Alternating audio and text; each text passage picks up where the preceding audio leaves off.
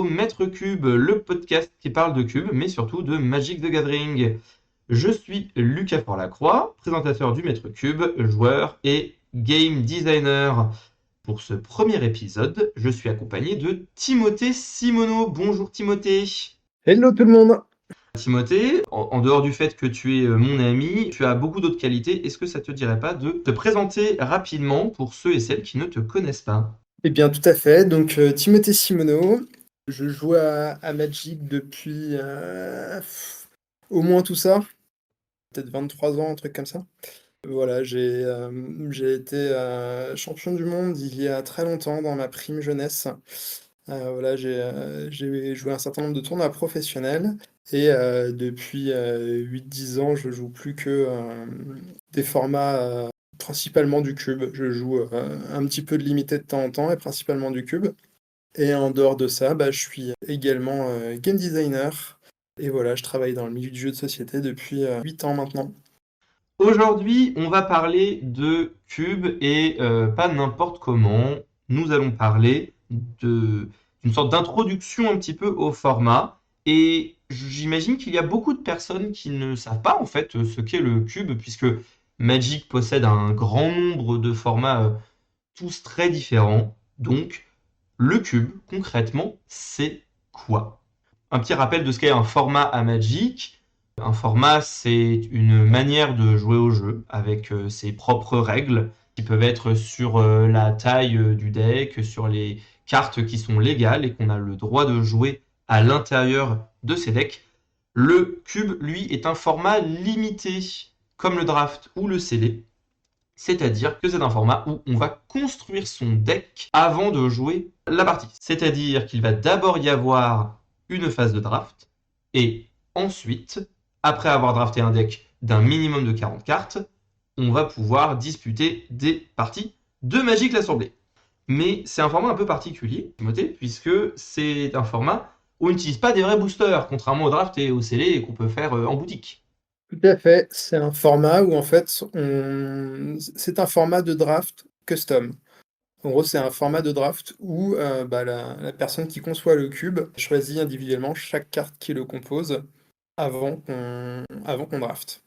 Toi et moi, on a tous les deux plusieurs cubes chez nous, hein, qu'on a montés pour pouvoir permettre justement de jouer avec notre entourage. J'ai donc mon cube principal qui est un cube artefact et j'ai un deuxième cube pour le coup complètement différent autour de la thématique de l'archéologie, des cités perdues, etc. Toi, Timothée, tu en as deux principalement, toi aussi, il me semble. Tout à fait. Mais j'en ai un qui est très classique, en fait, c'est-à-dire que c'est un cube avec globalement les cartes qui ont marqué l'histoire du jeu, avec les archétypes qu'on voit le plus souvent, et qui n'a pas de Power 9, les 9 cartes les plus fortes du jeu, et qui n'a pas globalement une carte sur 10 000 qui sont plus fortes que les autres, mais qui sinon est un format cube avec un power level assez élevé.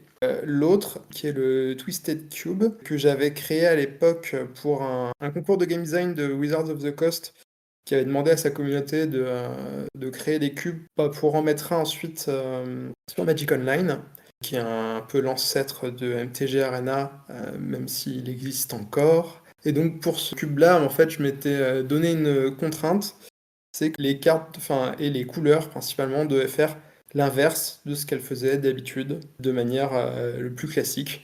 Donc le rouge est très contrôle et le bleu très agressif, par exemple. Une chose qui est importante de préciser, et j'imagine que il doit y avoir des personnes qui nous écoutent et qui sont un petit peu surprises de ce qu'on est en train d'expliquer. Pour beaucoup de personnes, le seul cube qui existe, c'est le Vintage Cube, qui se trouve justement sur Magic Online, qui est une sorte de best-of, de panthéon en fait de Magic, avec toutes les cartes les plus puissantes de l'histoire de Magic. Alors, évidemment, hein, pas toutes les cartes les plus puissantes, ça n'aurait pas de sens, mais globalement, c'est un cube qui va à la fois présenter et des cartes un petit peu récentes qui sont mises en valeur des dernières extensions, et cette espèce de Hall of Fame avec le Power 9, mais aussi toutes les cartes du Legacy, des Brainstorm, des Lightning Bolt, des Swords to Plowshares, etc. Et pour beaucoup de personnes, ce cube, c'est ça le cube en fait. C'est pas un format, comme tu le dis, Timothée, pour beaucoup de personnes, ce n'est pas un format custom, c'est juste tu joues avec ce pool-là de cartes, un petit peu comme d'autres formats alternatifs, comme le Dan, la Judge Tower, etc., dont on parlera pas en détail aujourd'hui parce que il faudrait presque des épisodes dédiés pour parler de ces formats-là. Et puis ce n'est pas le sujet de ce podcast. Mais le Vintage Cube n'est qu'un cube parmi tant d'autres. C'est le plus populaire, c'est le cube le plus drafté au monde, principalement il est présent sur Magic Online, mais en fait en papier, avec des vraies cartes, je dirais même que c'est peut-être un des cubes les moins joués au final, parce que je n'apprends à personne que le Power 9, les Mox, un Black Lotus, ou même juste des bilans, ça coûte une fortune et tout le monde n'a pas la possibilité de se monter un cube avec des cartes aussi chères. Donc le cube, c'est aussi une manière de jouer à Magic extrêmement diversifiée, on va y revenir un petit peu après. Et en fait, le Vintage Cube, ce n'est que la pointe de l'iceberg, en fait, c'est vraiment la figure de proue du format, mais ce n'est qu'une seule manière d'aborder le format. C'est un format qui est beaucoup plus complexe que juste on fait un tas avec plein de bonnes cartes et les plus puissantes possibles de l'histoire. Le cœur de cet épisode, parce que je t'ai pas fait venir Timothée juste pour expliquer aux gens à quoi ça ressemble un cube. La vraie raison de pourquoi on est là, c'est que je pense, Timothée, et je ne t'ai pas invité par hasard, je sais que tu as l'air de plutôt partager mon opinion. J'affirme que le cube est le meilleur format de Magic. Voilà, les mots sont dits. Le meilleur, ça veut à la fois pas dire grand-chose et ça veut tout dire. Pour moi, c'est le meilleur format de Magic à beaucoup d'égards et justement, c'est pour ça qu'on est là, c'est que j'aimerais qu'on en discute et que on puisse un petit peu exposer les différentes raisons pour lesquelles je vous invite toutes et tous à jouer en cube, à cuber. Je vous en supplie, ce format est absolument fabuleux. Découvrez-le si vous ne l'avez pas encore fait et jouez-y davantage si vous connaissez déjà. C'est une véritable mine d'or. Quasiment à chaque fois que je te rends visite, on essaye d'en organiser un, voire plusieurs, et je pense que c'est pas prêt de s'arrêter. Ouais, c'est également pour moi le meilleur format de Magic. Donc on va en discuter, mais bon, on est déjà d'accord. Voilà. Je pense que le but, ce sera effectivement pas d'avoir un débat, mais je pense qu'il y a vraiment beaucoup de choses à en dire. Et je pense que la première chose dont on va pouvoir parler, effectivement, on l'a déjà évoqué, c'est la diversité du format. Le cube, c'est à la fois un format qui est diversifié dans les natures d'expérience qu'il peut donner, mais pas seulement, puisque c'est aussi un format qui est diversifié au niveau du public qui peut y jouer. De la même manière que on peut voir dans le format Commander, qui est le format aujourd'hui le plus populaire de Magic, il y a énormément de joueurs qui y jouent avec une approche très casual, mais on voit il y a aussi des joueurs compétitifs qui font une espèce de voilà ce qui s'appelle le CDH. C'est assez représentatif de, avec les règles d'un même format, on a envie d'avoir des approches un peu différentes. C'est pareil pour le cube. Il y a énormément de personnes différentes qui peuvent y jouer. Les personnes que je retrouve sur mes tables à Poitiers ne sont pas nécessairement les mêmes personnes avec lesquelles, toi Timothée, tu vas avoir le plus l'habitude de drafter. Mais en fait, toutes ces personnes-là, elles jouent à ce même format et elles s'éclatent et elles y trouvent tout leur compte. Parce que c'est un format qui peut proposer des expériences de nature extrêmement variée, que ce soit au niveau du draft, que ce soit au niveau de l'ADN du cube en lui-même, etc., etc. Historiquement, le cube était l'un des formats les plus complexes et inaccessibles de Magic, parce qu'à l'origine, la plupart des cubes ressemblaient un peu à ce qu'est Vintage Cube sur MTGO aujourd'hui. Il y avait des versions avec le P9, des versions sans le P9, mais dans les deux cas, c'était énormément de cartes d'édition différentes, de mots-clés différents. Et donc ça nécessitait pour bien jouer une connaissance souvent un petit peu encyclopédique de Magic. Et à l'origine, le cube, c'est surtout le format fun des joueurs un peu pro ou experts du jeu. Sauf que ça, c'est pour une forme de cube. Il y a plusieurs manières de monter un cube en fonction du public qui va le jouer. En fait, simplement, on peut choisir des cartes qui vont être liées par des éditions, par des thèmes, etc. Qui font qu'il n'y aura pas forcément toutes les cartes les plus complexes du jeu, autant de mots-clés différents. Et on peut créer une expérience qui soit pas forcément beaucoup plus complexe qu'un format de draft issu d'une édition classique de Magic. Donc voilà, ça dépend beaucoup du design du cube au départ. et on peut en trouver qui soient nettement plus simples. Je suis complètement d'accord. Si tu regardes les cartes que j'ai mis dans le cube archéologique, une quantité très importante en fait des cartes qui se trouvent dans le cube n'y sont pas pour des raisons de power level ou même parfois pour des raisons mécaniques. Et l'ossature, la colonne vertébrale de ce cube, a été pensée sur le thème, sur des types de frames pour avoir des cartes qui visuellement appartiennent à un univers, à une atmosphère. Donc il y a énormément de manières d'aborder la construction d'un cube, mais ça évidemment c'est encore autre chose, là on parle même juste de jouer. Lorsque on s'assied à une table pour cuber, le premier booster qu'on ouvre, les 15 premières cartes qu'on va avoir en main, et encore même ça, ça fait partie des choses qui peuvent varier selon les cubes, hein. Il y a des cubes, on a des boosters de 20 cartes, des boosters de 12 cartes, bref. Avec un même cube, vous pouvez faire plein de choses différentes. Mais, Hérésie. mais quand on s'assoit à la table et qu'on ouvre ces 15 premières cartes, c'est ce premier booster, ces 15 premières cartes, disent énormément de choses déjà sur le cube qu'on est en train d'aborder. Quand on cube, il y a des manières de jouer qui peuvent être très différentes. C'est-à-dire que de manière générale, un cube, ça va ressembler à, comme on l'a dit, d'abord un draft. Donc chaque joueur va avoir 3 boosters, souvent de 15 cartes. Parfois c'est 4 boosters, voilà. Ça dépend évidemment du format. Vous, en tant que créateur du cube, vous pouvez vraiment décider comment votre cube se draft. Mais donc, les gens s'assoient à la table, ils ont des boosters, ils vont drafter un certain nombre de cartes, donc souvent 45. Et une fois qu'ils ont ces 45 cartes, ils vont faire un deck et jouer les uns contre les autres. Ce que ça signifie, c'est que cette structure-là, qui ressemble énormément à une structure de draft plus classique, en fait, une structure de tournoi, fait que c'est un format qui peut être abordé de manière extrêmement compétitive. Et ça, effectivement, c'est là où tu vas pouvoir nous en dire pas mal, puisque tu as fait on va dire, ton honnête part de partie de limité au niveau compétitif, Timothée, dans ta vie. On peut l'aborder de manière extrêmement compétitive, mais en fait, on peut aussi l'aborder de manière beaucoup plus casual, beaucoup plus je vais faire un truc qui me fait un petit peu envie, et ensuite je vais voir si mon deck il fonctionne. Et notamment, la raison pour laquelle on peut l'aborder de manière extrêmement compétitive, c'est que c'est un format qui est hyper riche, qui est hyper profond. Il y a des différences majeures entre un vrai format limité boutique, et un limité avec des cartes qu'on a choisies du cube.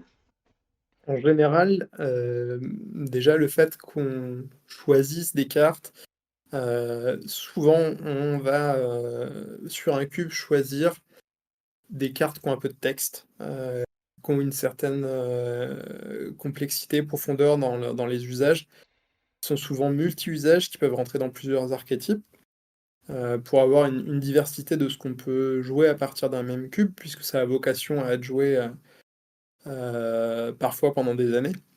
Donc il y a beaucoup de choses, d'archétypes différents, de choses qu'on va pouvoir faire en cube, souvent plus que dans des archétypes classiques de limité, où il y a principalement un archétype par combinaison de couleurs, par exemple, et quelques cartes un petit peu plus niches qui permettent de faire des decks un petit peu différents. En cube, parfois, on va pouvoir faire tout un deck autour de une carte ou deux qui ont un effet particulier, qui induisent un gameplay spécifique, avec éventuellement des cartes pour aller chercher les cartes un petit peu clés. Ce qui fait que à partir d'un nombre de cartes qui est en général comparable à celui d'une édition classique, on a beaucoup plus d'archétypes possibles. Et donc dans un booster, généralement de 15 cartes, on a déjà énormément de choix et de directions possibles. Ça ne se résume pas à regarder la rare, les meilleurs unco, ou est-ce qu'il y a un top removal en commune pour faire son premier choix. Il y a généralement beaucoup plus d'options sur un format de limité que sur un format limité classique. Et c'est ce qui fait que c'est un format qui est apprécié par des joueurs compétitifs. C'est que en termes de challenge, de quantité de choix et de profondeur des choix qui peuvent être faits, c'est généralement un format qui permet d'aller très loin. En fait, ce qui caractérise le cube et qui est personnellement, pour moi qui adore la phase de draft, quand je cube, parfois j'aurais presque envie qu'il y ait un auto-battler en fait, juste pour voir si mon deck il fonctionne. Mais parfois je cube davantage pour la partie de draft que pour les parties en elles-mêmes. Moi, ce que j'adore quand j'ouvre un booster, c'est ce que tu dis, c'est d'avoir 15 bonnes cartes. Toutes les cartes qu'il y a dans le booster sont excellentes. Alors, évidemment, plus on avance dans le draft, et c'est aussi le cas dans un format de limité plus classique, plus on avance dans le draft, plus les valeurs relatives des différentes cartes, les valeurs absolues en fait restent les mêmes, mais par rapport à ce que j'ai déjà appris, à cause de mes choix précédents, les valeurs relatives de chaque carte, évidemment, elles se modifient, elles changent. Donc au bout d'un moment, une fois que je vais commencer à avoir beaucoup de counter spells et que je vais commencer à avoir des effets de Vras, évidemment, quand je vais voir Guide Gobelin, je vais l'évaluer plus faiblement que je ne l'aurais évalué quand j'ai ouvert mon premier booster.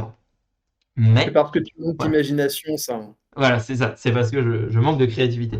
Mais une chose est sûre, c'est que quand tu ouvres ces 15 cartes au début, potentiellement, si le cube est bien pensé, les 15 cartes sont valables. Alors, évidemment, toutes les cartes ne sont pas faites pour être prises pack 1, pick 1. Ça, ce serait une hérésie. Mais ce qui est important, c'est de savoir que quand le booster va revenir, j'aurai à nouveau probablement des choix intéressants et des choix tendus. D'ailleurs, souvent, et je pense que tu vas être d'accord avec ce que je vais dire, souvent, c'est pas lorsqu'on prend son premier pick dans un booster que les choix sont les plus tendus. C'est souvent quand le booster revient qu'il reste deux cartes qu'on aimerait bien mettre dans notre deck, mais que le booster ne reviendra jamais. Ouais, moi je trouve les choix les plus tendus, c'est rarement le premier pick. Là, soit tu prends la carte qui te semble la meilleure, soit tu prends l'archétype sur lequel tu as envie de partir a priori, ou celui où tu te dis, bah, j'ai cette carte qui devrait revenir, donc je prends une carte, mais en fait, je devrais en avoir deux de ce booster qui vont dans le même deck. Mais le premier choix est pas forcément le plus difficile. C'est souvent ces deux trois picks plus tard, quand bah, il y a le plan d'origine, et puis il y a ce qui n'est pas joué par les autres. Et là, c'est est-ce qu'on abandonne son éventuel plan d'origine, ou parfois ces deux trois premières cartes, euh, parce que manifestement personne ne va jouer vert à cette table, et c'est une bonne idée de prendre cet oiseau de paradis parce qu'on va avoir plus de bonnes cartes à venir plus tard, quitte à abandonner trois cartes qui allaient dans le même jeu avant. Donc c'est à ce moment-là pour moi que la tension est maximale parce qu'on a un choix entre avoir de meilleures cartes a priori plus tard et abandonner ces deux, trois premières cartes. Ça, c'est tendu. Hmm. En fait, le cube par rapport à un format de limité plus classique, c'est que il va avoir deux forces. Déjà, le premier, c'est que il va permettre une plus grande diversité d'archétypes qui sont viables, mais surtout, un cube est un format qui évolue. Et ça, je pense que c'est la chose la plus importante qu'il est important de connaître quand on désire créer son propre cube ou même qu'on s'apprête à jouer plusieurs fois un cube. Quand on est habitué, quand on vient des formats construits, hein, le moderne, le legacy, le pionnier, on est habitué à ce que le format évolue lorsque de nouvelles extensions arrivent. Mais par contre, quand on fait du format limité, par exemple Thunder Junction, le format limité Thunder Junction restera le même depuis la sortie de l'extension jusqu'à la fin de l'extension. Et c'est ça la différence majeure avec le cube. C'est que si jamais le format a un problème, le format sera modifié. De la même manière que des cartes sont bannies dans des formats construits, eh bien, en cube, des cartes peuvent sortir et les nouvelles cartes peuvent rentrer. À la fois pour des questions de mise à jour, c'est-à-dire de nouvelles cartes arrivent et on se dit, bah, c'est super, enfin, cette carte rentre parfaitement dans cet archétype de mon cube, j'ai vraiment envie de l'essayer. Je pense que cette carte sera une carte très fun avec laquelle jouer et qui donnera des choix intéressants à mes joueurs. Ou ça peut aussi être beaucoup plus au coup de cœur. J'adore cette carte, je veux la mettre dans le cube. Mais même en dehors de ça, parfois, ça permet aussi de réguler en fait le format. d'éviter que le format soit résolu. Toi, Timothée, combien de fois tu as joué dans un format de draft où au bout d'un moment, le format était résolu et on connaissait les archétypes qu'il fallait essayer de forcer? C'est quand même pas à chaque fois, mais ça arrivait de temps en temps où, OK, on a trouvé, la martingale, on a trouvé, qui permet, de gagner a priori s'il y a pas, trop de joueurs à la table qui font la même chose. Il y a un certain nombre de formats de draft où effectivement, si tu parfois même si tu as juste 2 joueurs sur 8 sur, une combinaison de couleurs spécifique qui est plus efficace, il y a des chances qu'on les retrouve en finale tous les 2 parce que c'est ce qu'il y a de plus fort. Donc ça arrive un format sur, 5 peut-être? Toi, est-ce que tu dirais que dans ton cube, par exemple, ton cube principal, le cube un peu classique, est-ce que tu dirais qu'il y a des archétypes nettement meilleurs que d'autres? Non, les archétypes se valent pas forcément tous, mais déjà il y a une histoire de match-up, tout simplement. Donc il y a des archétypes qui vont être très forts contre certains, très faibles contre d'autres. Non, c'est difficile d'avoir un équilibre, vraiment parfait, mais il y a pas d'archétype qui soit vraiment significativement dominant. Sinon, en fait, quand ça arrive, quand je vois qu'il y a quelque chose qui gagne un peu trop, bah, j'enlève une carte ou 2 ou j'essaye de renforcer le reste. Mais je fais en sorte qu'il y ait rien qui soit trop écrasant. C'est plus éventuellement les habitudes de jeu des joueurs à la table, qui vont faire émerger certains archétypes comme particulièrement forts. En fait, s'il y a trop de gens qui aiment drafter la même chose, alors pour des raisons de match-up, si tout le monde joue aggro à la table, et ben le joueur qui joue, 4 colères de Dieu, bah, il va être largement avantagé. Et inversement, en fait, si tout le monde se met à se dire: «Je vais passer, au-dessus et je vais jouer le plus contrôle possible pour battre les autres decks contrôle», celui qui a le plus de cartes qui ressemblent à foudre dans son deck va éclater tout le monde. Donc c'est plus un contexte qui va rendre, parfois certains jeux dominants sur certaines tables qu'un un archétype qui va, entre guillemets «résoudre le format» en étant plus fort que les autres. Ça arrive, rarement et quand c'est le cas, en fait, c'est un problème de design qui est facile à résoudre parce que le concepteur du cube, a toujours la main pour, retirer ou ajouter des cartes. Donc assez naturellement, en fait, plus on va jouer un cube et plus on va l'équilibrer. Tu parlais de 4 colères de Dieu, même si tu le disais en rigolant, il y avait malgré tout un fond de vérité, puisque il y a aussi une autre différence qui est pour moi majeure entre un format de limité plus classique et le cube. C'est à quel point les archétypes qui peuvent être draftés sont à la fois plus diversifiés et aussi plus extrêmes. Dans un cube, on peut drafter combo, on peut drafter contrôle, on peut drafter aggro, on peut drafter tempo, on peut drafter boui-boui, on peut drafter énormément de choses différentes.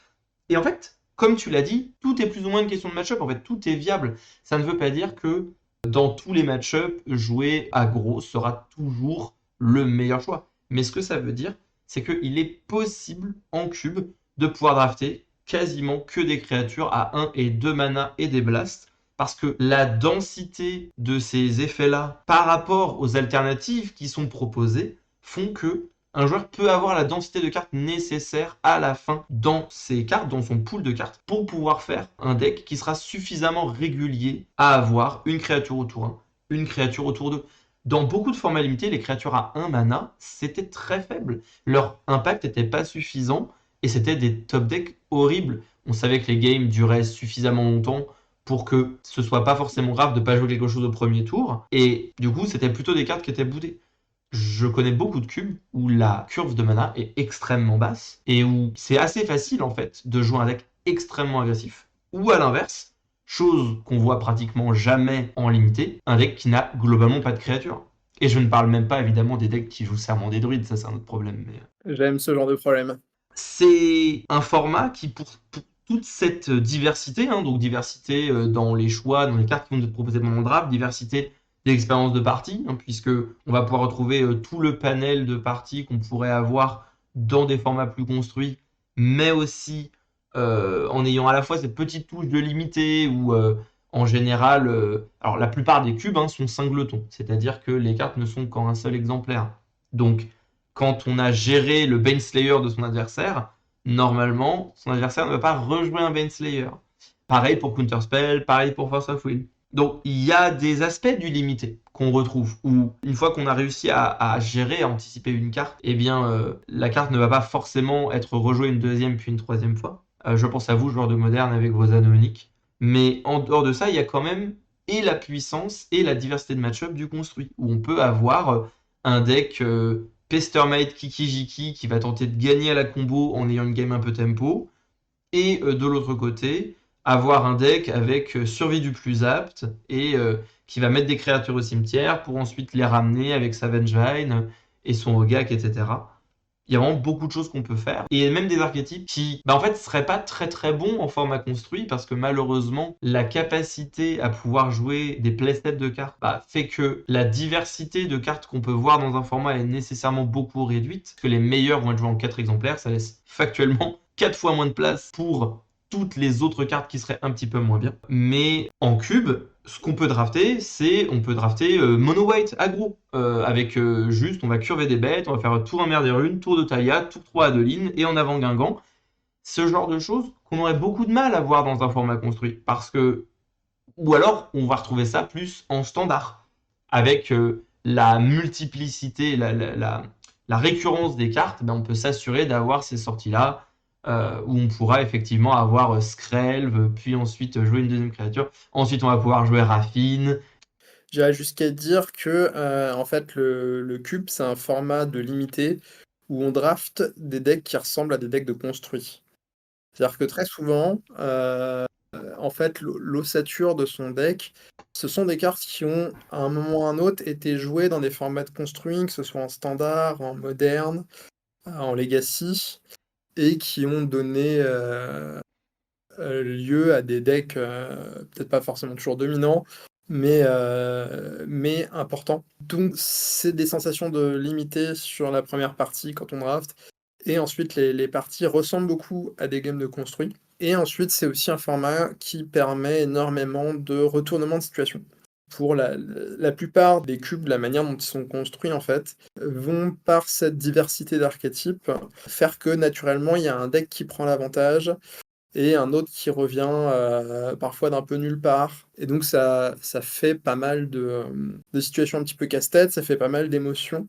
Là où sur des formats de limité un peu plus classiques, il y a un moment dans la partie où commence à se dessiner qui est en train de gagner et comment ça devrait se terminer, même s'il y a parfois des retournements de situation.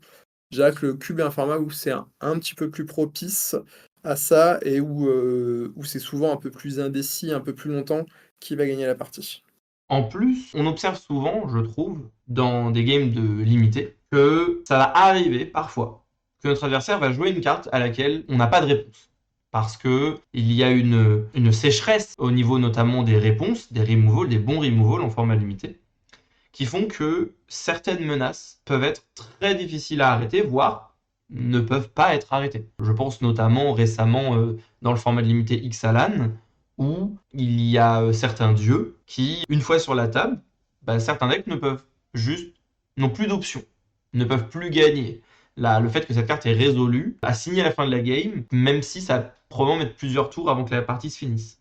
Et en cube, dû à la très haute qualité moyenne des cartes, c'est très rare de se retrouver dans une situation, relativement tôt dans une partie, où la situation à laquelle on fait face, notre deck ne peut pas nous apporter de réponse. Parfois, on n'a pas de réponse dans la main, parfois, il va peut-être nous falloir encore un ou deux tours avant de pouvoir la jouer. Donc, on a tous déjà, toutes les personnes qui ont cubé se sont déjà mangé un Griselbrand réanimé au tour 1 ou 2 et ça fait pas plaisir. Je prétendrai pas que c'est facile de remonter une partie où notre adversaire il vient de faire un show and tell. Mais ce que je veux dire, c'est que la probabilité que on soit toujours investi dans la partie parce qu'on est toujours des outs, en fait, cette probabilité est beaucoup plus élevée en cube. Un cube donne beaucoup plus d'options à un joueur, que ce soit des decks aggro ou contrôle ou entre les deux, pour avoir des réponses à différents moments de la partie, ou bien pour pouvoir se battre malgré que certaines cartes de l'adversaire aient résolu. Il y a ça aussi. Red Deck Win, grâce à sa capacité à avoir beaucoup plus de blast dans un cube que dans un limité classique, et bien en fait va pouvoir gagner même si votre adversaire vient de jouer une machine give restreinte. Et il y a un monde où le joueur de Red Dead Queen peut encore gagner. En faisant une phase d'attaque, puis en blastant la créature qui a été bloquée par la machine give restreinte, en effectivement faisant la même chose, c'est-à-dire en bloquant puis en sacrifiant sa créature avec par exemple un Carrion Feeder pour éviter encore une fois que ce lien de vie puisse se déclencher. Alors que dans la majorité des formats limités, si jamais vous jouez aggro et votre adversaire joue une 6-6 lien de vie qui, quand elle meurt, met une 3-3 lien de vie, une 3-3 contact mortel, enfin, vous allez probablement pas gagner cette partie de Magic. Et je vous confirme. Mais ouais, d'une manière générale, il y a effectivement plus de réponses. Et si vous n'avez pas de réponse aux problèmes que vous pose votre adversaire, c'est sans doute que c'était à vous de poser les questions normalement. Mais voilà, c'est ce qui fait aussi qu'il y a davantage de retournement de situation, c'est que tout le monde va jouer des cartes très fortes et tout le monde va avoir des réponses aux cartes très fortes. Ce qui n'est pas toujours le cas sur des parties limitées. Un cube, c'est, on l'a dit, des choses extrêmement variées. Et j'aimerais qu'on fasse un rapide tour d'horizon, toi et moi, sur aujourd'hui, qu'est-ce qui peut exister en matière de cube, pour que les gens réalisent pourquoi est-ce que c'est le meilleur format. Parce que c'est un peu provocateur de dire le cube, c'est le meilleur format de Magic. Mais donc pourquoi est-ce que je dis ça? Je le dis parce que le cube peut être le format que vous voulez qu'il soit. C'est beau ce que tu dis. Ouais, là, ouais, c'est beau. Je reconnais que c'est très beau. Le cube, c'est à la fois un format qui ressemble au Vintage Cube, où vous allez avoir les cartes les plus puissantes de Magic. C'est à la fois le cube classique de Timothée, qui va présenter les archétypes emblématiques de Magic, mais sans les cartes les plus dégénérées qui existent, pour que les games soient un petit peu moins swingy et qu'elles se jouent un petit peu davantage aux choix qui sont faits pendant la partie et un petit peu moins à la pioche. Ensuite, en descendant toujours un petit peu au niveau du power level, on a le Regular Cube, d'Anthony Maddox, qui donc essaie d'émuler un petit peu ces sensations de limité, mais avec des cartes qui sont vraiment très chouettes, avec des combats de tricks. C'est le genre de cube où donc l'image qu'il a choisie pour son cube, c'est Chevalière du Reliquaire. C'est un très bon exemple du type de gameplay qu'il a envie de promouvoir et pas une Chevalière du Reliquaire dont l'objectif est d'aller chercher Dark Depths nécessairement, évidemment. Non, vraiment des games qui vont être grindy, des games où les phases de combat sont extrêmement importantes. Ensuite, il y a des cubes Peasant où on ne peut jouer que des Unco et des communes. Il y a évidemment le cube Popper qui est un cube qui est extrêmement populaire où on ne peut jouer que des communes. Le cube Popper, c'est le deuxième cube le plus populaire sur cube Cobra. C'est-à-dire que dans la tête des gens, quand on pense cube, la plupart des gens pensent au MTO Vintage Cube, mais le deuxième qui vient en liste, c'est le Popper Cube. Alors que la majorité des cubes ne sont pas des cubes Popper, mais c'est pour vous montrer à quel point, en fait, le cube en tant que format peut faire des très grands écarts. Et là, je n'ai fait qu'égratigner la surface. Parce qu'en fait, là, je vous ai fait un petit peu un petit éventail de ce qui se fait en termes de power level. Mais ensuite, il y a les cubes qui cherchent à émuler des types d'environnements limités. Il y a effectivement des cubes qui cherchent plus à se rapprocher du limité ou qui cherchent à rassembler les cartes d'un plan. Il y a des cubes Mirrodin, des cubes Ravnica, des cubes Zendikar, pour parler des plans qui ont été le plus visités par Magic au cours des dernières années. Et tu vas avoir des cubes thématiques comme mon cube Twisted ou ton cube Artefact qui vont avoir un parti pris très fort et qui vont essayer de proposer des archétypes et une ambiance qui soient spécifiques à un aspect de Magic en particulier qui va être exploré dans le cadre de ce cube. Je parlerai plus de gimmick pour ceux-là dont tu parles presque, parce que je vais différencier deux types de cubes qui sont les cubes thématiques, comme l'est par exemple mon cube archéologique, où l'approche est que les cartes rentrent dans un thème, et le Twisted Cube par exemple, où tu as eu une règle de design qui t'a permis de concevoir un environnement de jeu qui donne une expérience différente par des contraintes, mais où c'est au-delà d'une simple esthétique. Tu vois ce que je veux dire? Le but était moins de créer une ambiance qu'une expérience différenciée. Mais effectivement, je n'aurais peut-être pas parlé de gimmick parce qu'il y a encore des cubes où le gimmick est encore plus fort et où on sent encore plus des sentiers battus, donc c'est presque encore différent. Mais je pense que c'est intéressant de voir la différence parce que il y a effectivement des cubes qui ont un parti pris très fort dans la construction qui change drastiquement l'environnement. Et il y en a où l'important est mis sur l'atmosphère, les vibes en fait, que dégage le draft et que dégagent les cartes, que ce soit visuellement ou que ce soit thématiquement. C'est ça, il y a le choix est particulièrement large et le type d'expérience proposée est particulièrement large, parce que c'est un petit peu le cube, c'est un petit peu ce qu'on décide d'en faire. C'est pour ça que n'importe qui peut un peu décider de faire son propre cube. Ce sera toujours un minimum personnalisé. Et soit on peut partir d'une base préexistante, soit on peut donner un challenge d'aller faire un cube qui va soit avoir un thème, soit avoir un gimmick de design et qui va venir y répondre et donc proposer une expérience différente de tous les autres cubes qui existent déjà. Tout à fait. Et pour finir sur effectivement cette diversité de cubes, il y a des cubes avec des gimmicks tellement forts que on est sur une expérience radicalement différente. Il y a des cubes, comme celui de Demon Gold, où le principe c'est qu'il y a 100 ornithoptères dans le cube, et les ornithoptères sont la seule et unique créature qui se trouve dans le cube. Il y a un cube dans lequel toutes les cartes coûtent 2 mana de moins à jouer, c'est le Turbo Cube, et toutes les capacités coûtent 2 de moins à activer. Il y a un cube qui s'appelle le Redacted Cube, où le principe de ce cube, c'est que 100% des cartes qui le composent ont une partie de leur texte effacée avec un marqueur. Ce qui change radicalement la carte. Par exemple, une carte qui coûte 3 manas génériques et un blanc, peut-être maintenant elle coûte un blanc. Peut-être que une carte devait arriver en jeu engagée et n'arrive plus en jeu engagée, etc., etc.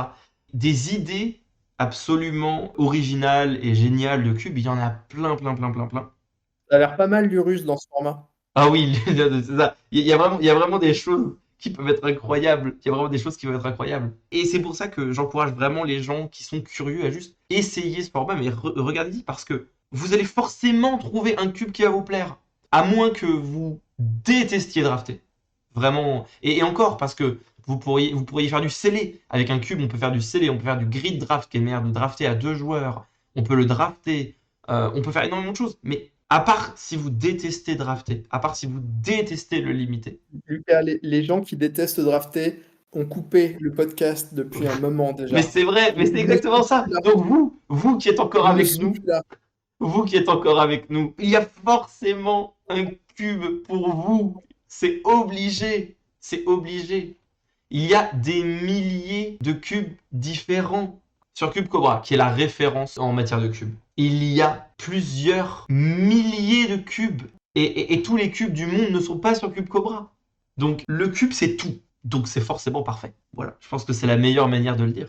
Puis c'est plein de nuances, Oui, exactement. toujours. Exactement.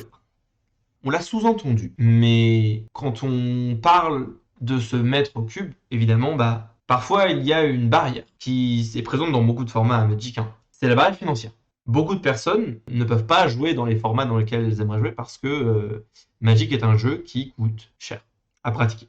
Sauf que, en fait, pour le cube, c'est faux. Le cube est extrêmement accessible financièrement, et ce pour plusieurs raisons. La première raison, Timothée, c'est qu'il y a plein de gens qui, dans leur entourage, ils auront un Timothée ou un Lucas. Et ça leur permettra de cuber sans avoir besoin de faire leur propre cube. Et ça, je pense que beaucoup de gens ont tendance à l'oublier. C'est que vous n'avez pas besoin d'avoir votre propre cube pour jouer en cube. Vous n'avez pas besoin d'acheter des cartes, vous n'avez pas besoin d'acheter des boosters. Juste, vous vous asseyez à une table, la personne qui vous a invité, elle est juste contente de vous avoir avec elle à la table, et vous allez passer une super soirée à jouer à Magic. Et ça vous aura pas coûté un centime en carte Magic. Ça, c'est la première chose, c'est la plus importante. Et la deuxième, c'est que c'est un format casual. Et j'ai conscience que il y a des personnes qui vont peut-être tomber de leur chaise, mais Hérésie! voilà, à l'avance, tu peux déjà le dire.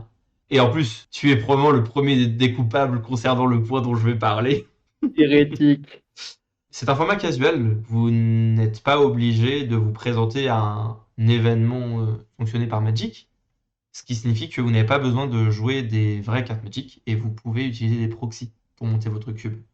Et d'ailleurs, je vous encourage vivement à monter d'abord votre cube avec des proxys.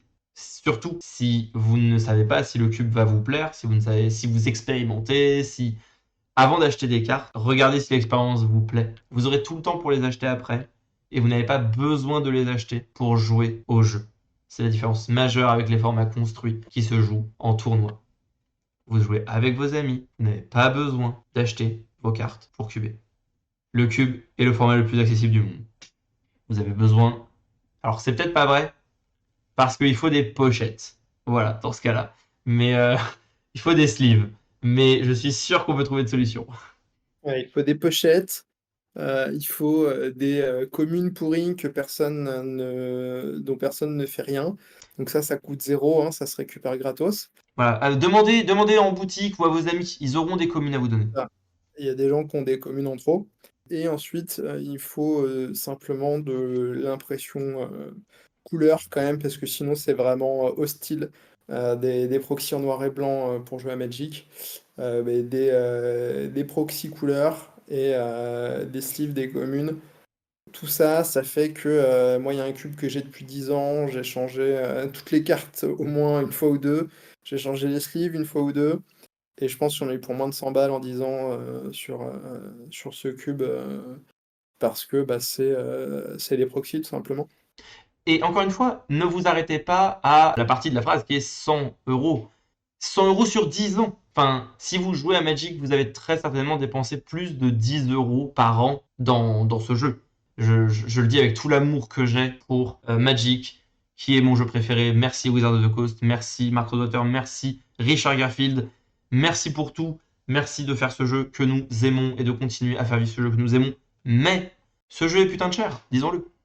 Si jamais vous avez été convaincu par tout ce qu'on a dit. On pourrait encore, je pense, en parler pendant des heures. On pourrait vous expliquer en quoi c'est le format parmi les formats qui donnent les choix les plus intéressants pendant les parties. On pourrait parler des différents profils de joueurs et comment le cube s'adresse à tous les profils, que ce soit les Timmy qui aiment bien faire des choses extraordinaires, les Johnny qui sont extrêmement créatifs, c'est surtout un format du Johnny, hein, disons-le. Les Spike parce que c'est vraiment un format extrêmement challengeant et c'est des défis constamment à relever, etc., etc.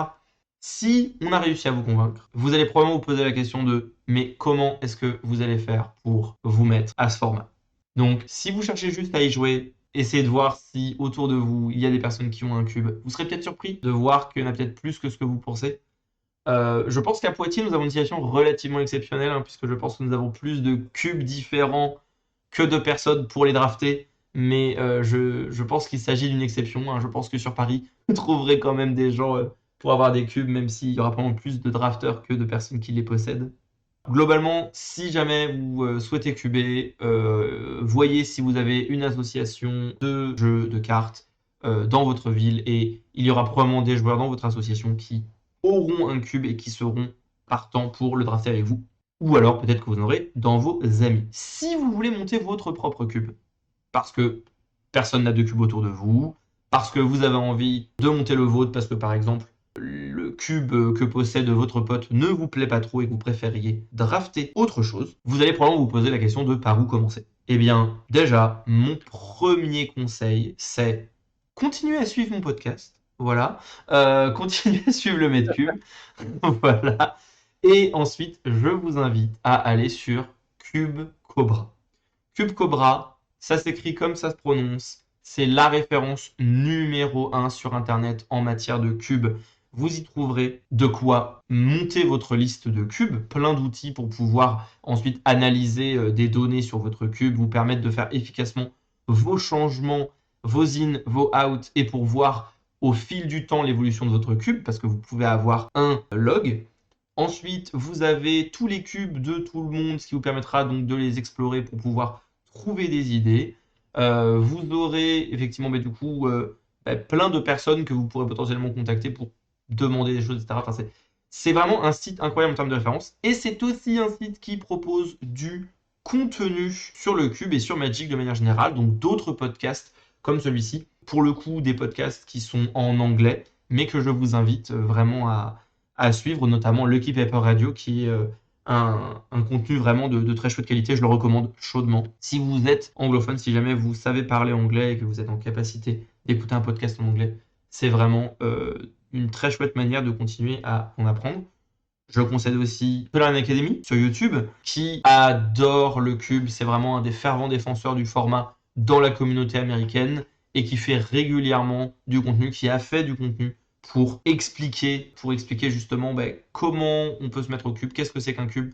Certaines choses, il les a sûrement expliquées mieux que nous. J'espère qu'il y a des choses qu'on a réussi à expliquer encore mieux que lui pour vous aider. Mais vraiment, voilà, je vous conseille toutes ces ressources-là. Mais globalement, le plus important, c'est d'avoir un point de départ et puis de se lancer, hein. Et vous aurez sûrement besoin assez vite d'utiliser les moteurs de recherche. Alors, il y a énormément de sites qui en proposent. Et là, bah, simplement, en fait, partez de quelques cartes que vous voulez mettre dans votre cube, ou de quelques archétypes que vous voulez avoir. Et souvent, à partir de là, vous pouvez dégager quelques mots-clés, que ce soit un type de créature, que ce soit une capacité, etc. Et simplement, vous faites une recherche en mettant quelques paramètres. Peut-être que vous voulez pas de cartes qui coûtent plus de 5 pour tel archétype, et des cartes qui ont une capacité en particulier. Et puis, bah, vous combinez tout ça, et bah, vous vous retrouvez avec peut-être 20-30 cartes qui correspondent à ce que vous cherchez. Et dedans, vous allez peut-être en mettre 10 dans votre cube. Et c'est une bonne manière de rajouter des cartes dans un cube. Fixez-vous un nombre de cartes que vous voulez avoir dans votre cube et mettez des cartes, puis à un moment vous en aurez trop. Et là, bah, éliminez de manière à ce que vous ayez suffisamment de cartes pour que vos archétypes marchent, mais pas 3 fois trop, parce que ça sert à rien qu'il y ait 3 fois le même deck à la table. Donc voilà, souvent ça passe par utiliser pas mal les moteurs de recherche de cartes. On en parlera probablement d'ailleurs dans un autre épisode parce que je sais que c'est un sujet sur lequel tu as beaucoup de choses à dire, je pense, en plus, Timothée, qui est la taille d'un cube et qu'est-ce que ça implique.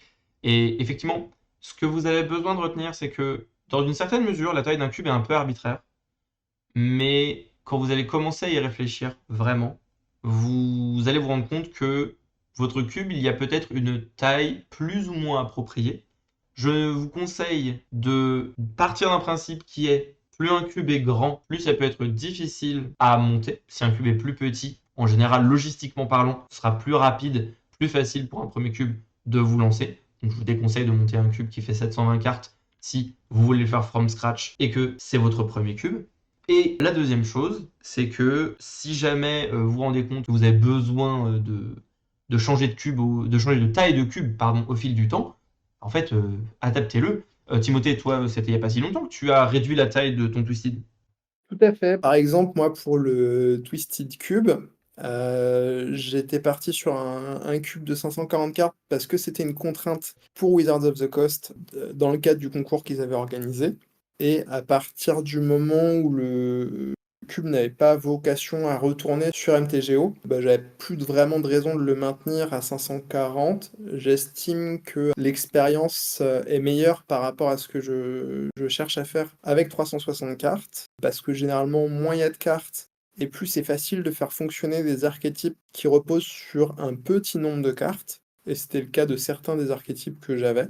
Donc pour que mes archétypes fonctionnent mieux, je suis passé de 540 à 360, et bah, c'est globalement le même cube, mais c'est un petit peu plus régulier, un peu plus efficace. Certains archétypes qui n'étaient pas tout à fait assez forts en 540 le sont beaucoup plus en 360, et des archétypes qui étaient déjà très forts en 540, soit ça change pas grand-chose, soit j'ai éventuellement affaibli légèrement, mais en tout cas la quantité de cartes, ça a un impact sur les archétypes que vous pouvez mettre dedans et sur leur efficacité. Donc c'est un choix de design qui a son importance, mais qu'on peut moduler en fonction du besoin. Mais bon, après, moi, je suis un fervent défenseur par défaut, c'est 360. Il faut une excellente raison pour s'en écarter, mais ce sera éventuellement un sujet pour un futur podcast. Exactement. Je pense que quand vous débutez, en tout cas, le plus important, c'est pas la taille de votre cube. C'est pas la taille qui compte quand vous débutez. Voilà. Partez du principe que le plus important, c'est ce que disait Timothée avant. Et vraiment, c'est votre point de départ. C'est quoi les cartes qui vous motivent? C'est quoi l'architecture, l'inspiration, voilà, l'inspiration qui vous vient au début. Et en fait, vous allez construire progressivement à partir de ça. Et évidemment, vous n'êtes pas obligé de faire un cube from scratch. Vous avez aussi tout simplement la possibilité de prendre un cube qui vous plaît, sur Cube Cobra par exemple, hein, et j'en ai pas sponsorisé par Cube Cobra. Si vous vous posez la question, c'est juste que vraiment, Cube Cobra c'est trop bien, allez-y. Donc, vous pouvez prendre une liste qui vous plaît sur Cube Cobra. Il y en a des milliers, donc je pense que vous avez l'embarras du choix. Et vous avez soit la possibilité de la prendre telle qu'elle, et au fur et à mesure que la personne qui a créé le cube la mettra à jour, vous pouvez effectuer les mêmes mises à jour. Comme ça, vous avez juste à jouer. Vous n'avez pas besoin de vous poser la question de comment faire le cube. Et vous pouvez aussi avoir un espèce d'entre-deux où vous partez d'une liste déjà existante et ensuite vous changez tout ce que vous avez envie de changer. Comme ça, vous n'avez pas besoin de vous poser la question des proportions, de combien est-ce que je mets de removal, combien est-ce qu'il faut que je mette de cartes vertes, combien est-ce que je mets de terrain. Mais vous avez quand même toute la capacité à faire les changements qui vous plaisent et à faire en sorte que votre cube vous corresponde. Avant de finir cet épisode, j'aimerais qu'on passe à la dernière petite catégorie, la petite section bonus de chaque épisode que j'appelle Sous les radars. Timothée, je t'ai demandé de me parler d'une carte de ton choix qui est jouée dans moins de 1% des cubes. Et il me semble que celle que tu as choisie est jouée dans 0,99% des cubes sur Cube Cobra, ce qui est techniquement legit. Hein, tu- on est bon, on est dans les clous. Moi, je respecte tes consignes, Lucas, hein. Du coup, moi, je vais vous parler d'Orbe Mesmérique, une carte qui va souvent laisser les joueurs indifférents pendant la phase de draft, jusqu'à ce qu'ils se la mangent une fois dans la gueule en partie. Et là, on aime ou on déteste, mais on n'est pas indifférent à ce qui se passe. C'est vrai. C'est vrai que c'est une carte que beaucoup considèrent comme une belle carte d'enfoiré ou qui effectivement, ils font pas particulièrement attention. Mesmericorb, c'est un artefact. C'est un artefact pour 2 manas génériques qui a une capacité déclenchée qui dit quand un permanent devient dégagé, le contrôleur de ce permanent meule une carte. Donc c'est une carte qui est symétrique déjà, ce qui signifie pour que la carte soit vraiment intéressante, il faut réussir à casser la symétrie. Donc ça se joue pas partout et ça demande en général d'adapter son deck à cette carte. Il y a des archétypes qui vont naturellement en bénéficier. Je pense par exemple à l'archétype Réanimator. On pose cette orbe mesmérique le plus tôt possible. Ça permet d'avoir assez facilement un gros ton au cimetière. On a des sorts de réanimation en main, ça fait le taf, il n'y a pas besoin nécessairement d'aller de piocher les tons et de réussir à les défausser. Donc et en plus, c'est une carte qui peut aussi mettre une forme de pression à l'adversaire qui va pas pouvoir utiliser une infinité de ressources pour gérer cette carte, sachant que de son côté, quand on a mis une 9-9 en jeu à partir de son cimetière, on va pas avoir besoin d'incliner beaucoup de cartes à 90 degrés pour gagner la partie. Donc Mesmeric Orb rentre assez naturellement dans ce type de deck. On s'en rend pas compte, mais c'est une carte qui peut un peu ressembler à Standstill, l'enchantement bleu, pour 1 et 1 bleu, qui dit que lorsqu'un joueur lance un sort, on sacrifie Standstill et l'adversaire de joueur va pouvoir piocher 3 cartes. Si tu bouges, t'es mort. Voilà. Une autre manière d'utiliser la carte, c'est de casser la symétrie. Donc là, ce qui marche le mieux généralement, c'est les capacités des Eldrazi, ceux de Rise of the Eldrazi, hein, les premiers, puisque Emrakul, Kozilek et Ulamog, quand ils sont mis dans un cimetière depuis n'importe où, ça déclenche une capacité qui est simplement de remélanger son cimetière avec sa bibliothèque. Donc là, on peut jouer exactement comme si on n'avait pas l'orbe mesmérique en jeu, puisque de toute façon, notre cimetière va se remélanger avec notre deck régulièrement. Donc on va pas se decker tout seul. Donc ça, c'est une autre manière de jouer la carte, et donc de casser la symétrie. Encore une autre manière, c'est les decks automeul qui vont gagner comme ça, avec des cartes comme Laboratory Maniac, où il y a un Jace qui fait ça aussi, un Merfolk. Donc des cartes qui gagnent au moment où on devrait perdre la partie. J'aime beaucoup, j'aime beaucoup le fait que tu parles de Oracle de Tassa comme paf, un ondin, un merfolk, un Un random Merfolk. merfolk qui a traumatisé tellement de joueurs et de formats. Mais voilà, donc là c'est un deck spécifique qui va tourner autour d'avoir un maximum de cartes pour mélanger enfin pour se meuler en fait, et gagner quand on n'a plus de cartes dans sa pioche. Donc c'est une troisième manière de la jouer. Et la quatrième, c'est de l'avoir un petit peu en tech de side pour battre certains types de decks. Il y a des decks contrôle qui prévoient de tuer en prenant vraiment le temps et en utilisant énormément de mana et qui vont pas vraiment pouvoir battre cette carte-là. Souvent, ils ont des réponses, hein, c'est juste un artefact à 2 mana, c'est pas forcément insurmontable. Mais faut avoir le contre dispo, faut avoir encore de quoi retirer un permanent. Et c'est une menace importante pour les decks contrôle, parce que, ok, ils vont tuer les bêtes, etc., mais ils vont avoir du mal à tuer. Et comme ils prévoient de tuer sur le tard et qu'ils piochent beaucoup, il n'y a pas forcément toujours beaucoup de cartes en bibliothèque. Et ça marche assez bien aussi contre les decks tokens, parce que si les points, tu comptes les mettre un par un, si à chaque fois que tu mets un point avec tes jetons, ça te coûte une carte de ton deck, ça peut être compliqué de réussir à tuer en temps et en heure. Donc il y a certains decks qui vont juste avoir du mal à se battre contre cette carte-là. Ça sert à rien de la jouer en miroir de deck aggro, vous ne tuerez pas assez vite. Et voilà, ça a plein de petites applications et c'est une carte qui peut être intéressante à voir dans un cube qui va avoir des moyens de jouer avec. Donc au moins soit des cartes qui remélangent votre deck, soit un archétype automeul qui aura pas partout, hein, parce que c'est un petit peu spécifique, c'est pas très fort. Mais c'est le genre de carte qui va venir un petit peu colorer certains archétypes, certains cubes, où elle va être adaptée. Voilà, c'est pas pour tout le monde. Et puis il y a des gens qui vont détester l'expérience que ça génère. Mais c'est une carte qui est assez intéressante dans les choix de construction qu'elle propose pour un joueur qui veut essayer de le mettre dans son deck. La carte, elle est vécue comme extrêmement frustrante par beaucoup de personnes, notamment parce que on a la sensation qu'on peut pas faire grand-chose, mais pourtant la carte en elle-même est justement une carte très interactive. C'est ça qui est paradoxal. Lorsque votre adversaire, pour pouvoir lancer, pour pouvoir envoyer sa Celestial Colonnade dans la red zone, il doit engager 5 mana et donc perdre 5 cartes de sa bibliothèque, forcément qu'il réfléchit à deux fois.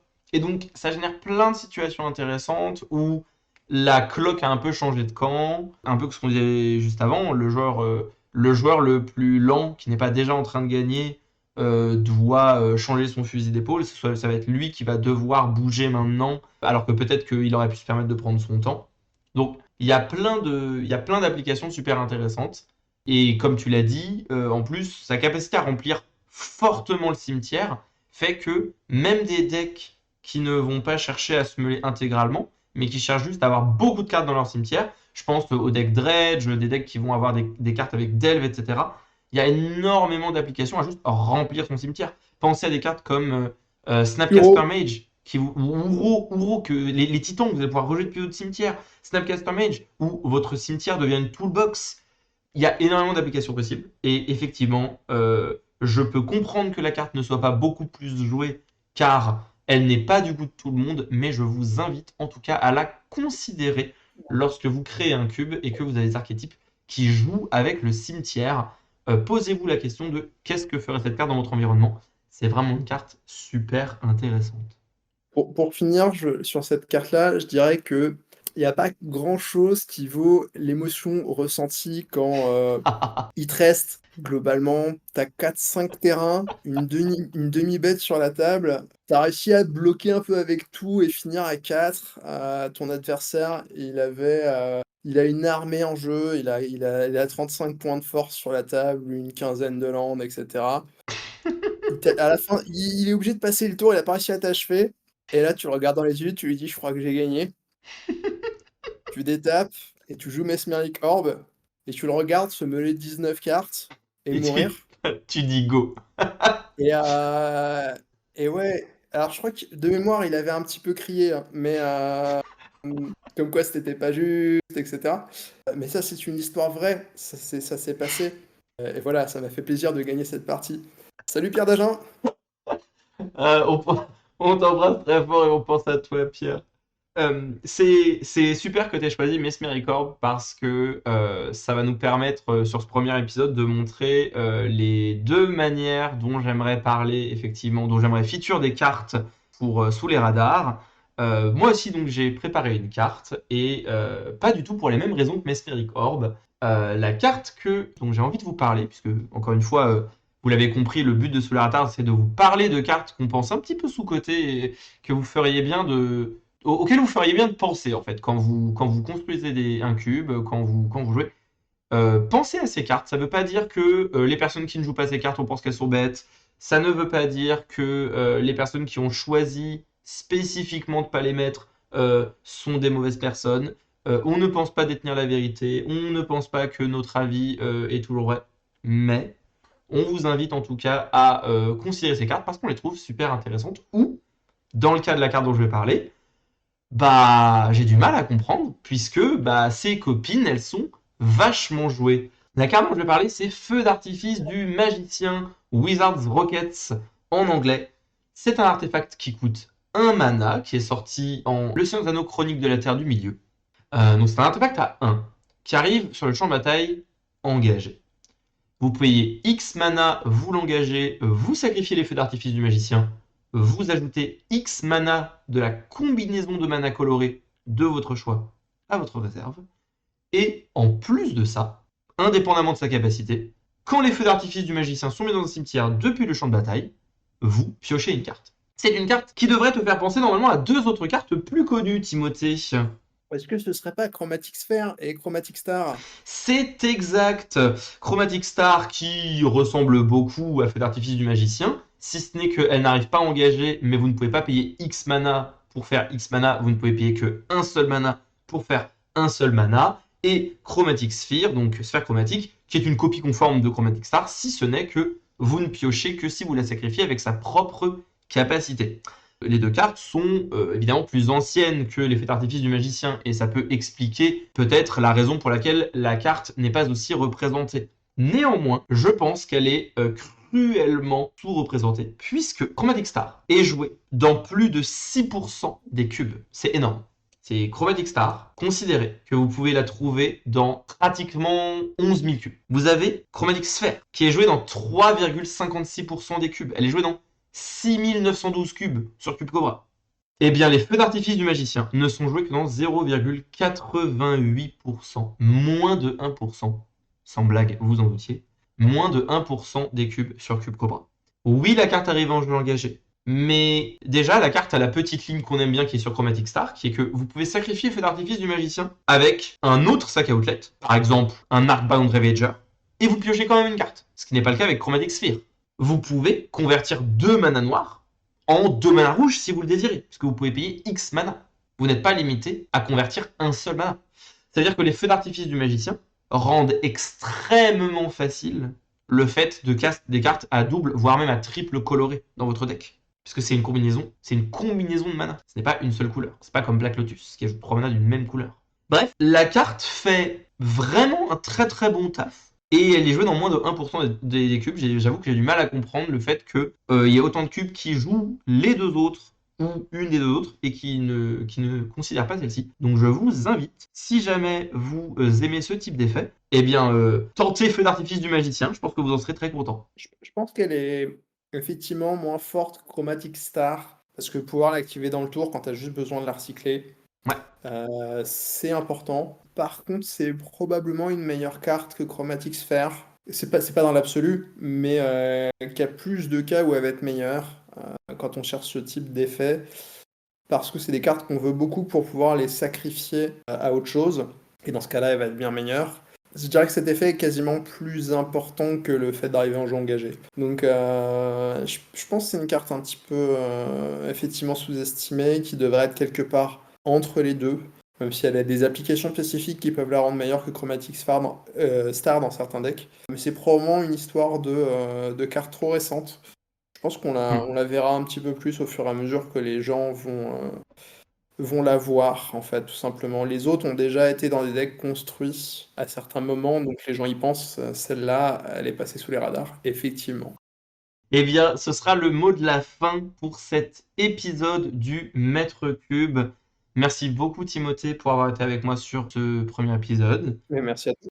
Merci, merci à vous de nous avoir écoutés parler de Magic et de parler de Cube. Et de toute façon, je pense que vous aurez l'occasion de revoir ou plutôt de réentendre Timothée avec moi à l'avenir, même s'il ne sera pas là systématiquement. Et on vous dit à une prochaine pour un autre thème, un autre sujet autour du Cube et autour de Magic.